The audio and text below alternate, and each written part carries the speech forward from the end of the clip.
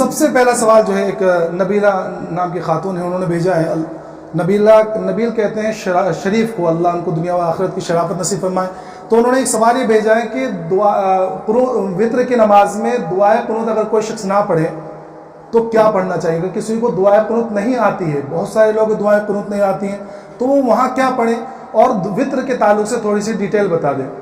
دیکھو، سب سے پہلی بات تو یہ کہ وطر کی نماز جو ہے یہ واجب، ہمارے احناف کے نزدیک 3 رکعت نماز ایک سلام کے ساتھ پڑھنا یہ واجب ہے. ٹھیک ہے، یہ سمجھ میں آ گیا.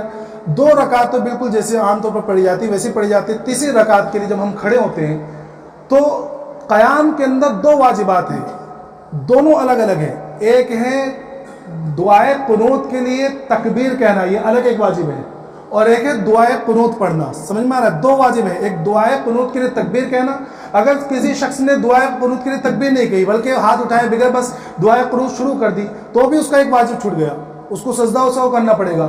اور اگر کسی شخص نے دعائے قنوت کے لیے ہاتھ تو اٹھایا یا اللہ اکبر تو کی، لیکن اللہ اکبر کہہ کر ہاتھ اٹھانے کے بجائے رکوع میں چلا گیا، وہ اللہ اکبر کہا لیکن اللہ اکبر وہ کہنے کا مطلب یہ ہوتا ہے وہ رکوع میں چلا گیا، تو وہاں اللہ اکبر ہو گئی لیکن دعائے قنوت چھوٹ گئی، تو بھی واجب چھٹنے کی وجہ سے اس کے اوپر جو ہے سجدہ سو لازم آئے گا.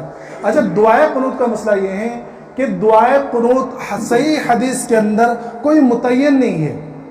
3-4 دعائیں ہیں جو وطر کی نماز میں پڑھنا ثابت ہے.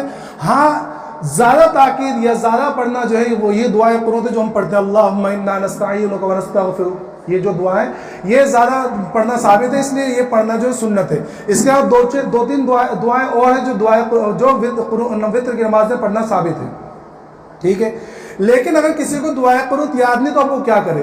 تو ایک بات سمجھ لی، دعائے قنوت اگر یاد نہیں ہے تو یاد کرنے کی کوشش کرے، ورنہ آگے میں جو بتاؤں گا نا تو وہ میں کہتا ہوں نا کہ سامنے والے سامعین بڑے چالاک ہوتے ہیں، وہ سوچیں گے مولانا نے کہا کہ بھائی یہ پڑھنا اب یہ پڑھیں گے.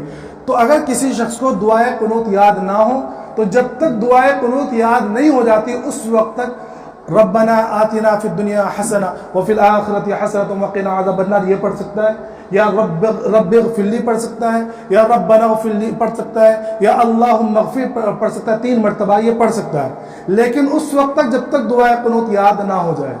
اس لیے دعائے قنوت یاد کرتے رہنا چاہیے، اور دعائے قنوت جب یاد ہو گئی تو دعائے قنوت پڑھ لیں. اگر دعائے قنوت پڑھنا بھول گیا تو دعائے قنوت چھوڑنے کی وجہ سے سجدہ سو لازم آ جائے گا، سجدہ سو پڑھ کر نماز ہو جائے گی. ایک سوال یہ ہو گیا.